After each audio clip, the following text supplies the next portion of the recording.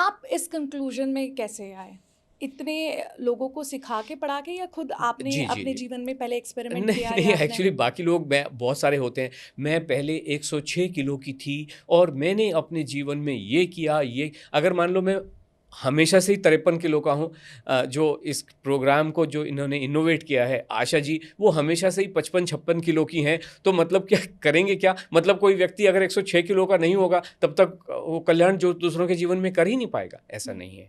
ये इनोवेट की गई हैं ये सारी चीज़ें और फंडामेंटली ये गलत लगता था, ये सब लोग भूखे रख रहे हैं। हर जिसको देखो भूखा रख रहा है। जी, खाने से हर व्यक्ति डराया जा रहा है।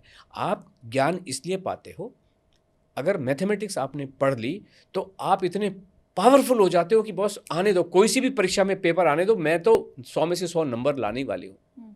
यही होता है ना। और ये जितने भी एक्सपर्ट हैं, चाहे वो बच्चा पैदा कराने वाले गायनेकोलॉजिकल एक्सपर्ट्स हैं और चाहे वो मोटापा कम करने वाले ओबेसिटी एक्सपर्ट हैं, और ये बहुत प्रॉब्लम है बॉस, आपका तो पेट काटना ही पड़ेगा, बच्चा परेशानी में है, सी सेक्शन तो करना ही पड़ेगा। आप ओह इतना वजन हो गया है आपका, आपको तो बहुत you are sitting on a disease bomb. India is a diabetic capital of the world and obesity is mother of all diseases. आप कहाँ रहे हो? पेट कटाओ बॉस, अब भी पेट कटाओ, बेरिएट्रिक सर्जरी कर रहे हैं। ज्ञान प्राप्त करने के बाद में व्यक्ति को सक्षम होना चाहिए कि यस मैं आपके जीवन को नॉर्मल कर दूंगा, या आपको डराना चाहिए नहीं नहीं मैथमेटिक्स में तो तुम फेल होने ही वाले हो। बिल्कुल, कहाँ जा रहे हो? 10वीं में फेल? ऐसा होता है? एक्सपर्ट ऐसा होता है?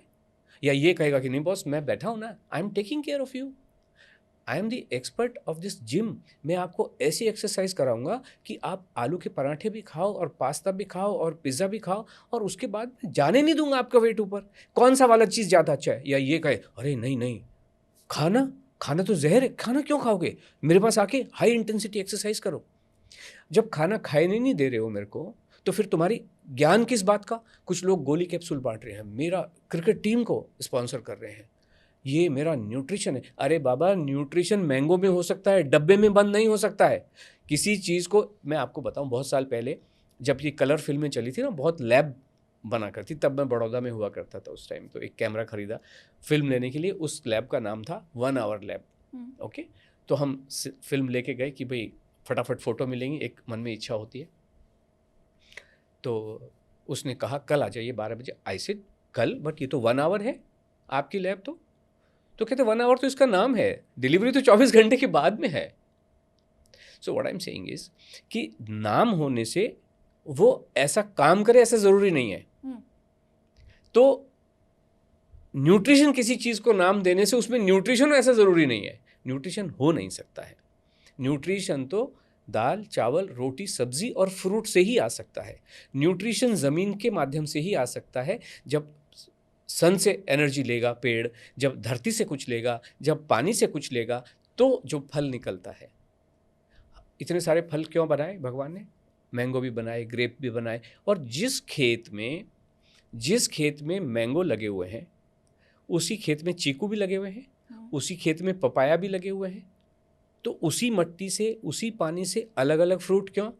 और फिर लोग कहते हैं चीकू में तो ये न्यूट्रिशन है और केले में तो ये न्यूट्रिशन है। उसी उसी खेत में लगे, उसी बाग में लगे हैं। आपने सुना होगा कि अंबानी जी ने जो अपनी रिफाइनरी बनाई है, वहाँ पे बहुत फ्रूट के लगाए हैं, जिससे एनवायरनमेंट भी प्रोटेक्ट होता है और ह्यूमन बींग्स भी प्रोटेक्ट होते हैं।